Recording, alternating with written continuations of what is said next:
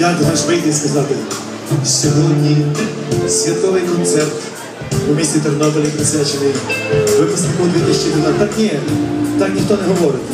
Треба говорити так, як ви, так, як вдома, так, як на вулиці, так, як всюди, так, як в школі. І тоді то буде правдою. Дякую вам.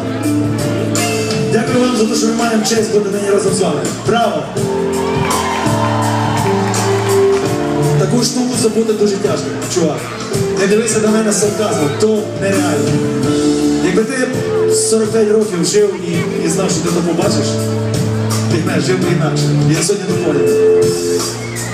І дай Бог не останній раз. Здається, що то було, коли в руках тримаю. Нам було абсолютно, не маючи нічого. За гроші не купити тільки час. Від цих нас гаданих, що повірить. Когось він опустив, когось підняв, а є на того взагалі забив. І раз, і два, і третій разом, і старі фотографії на всі. Браво, люди! І точні історії смішні розкажуть. Справжнім друзям не забудь.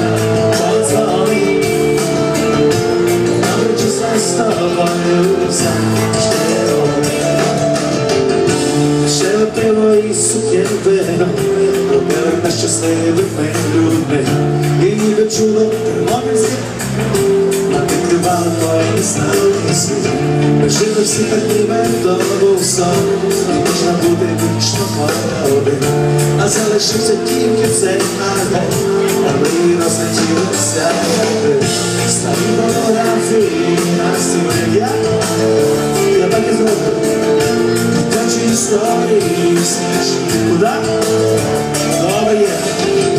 Справжнім друзям не забудь.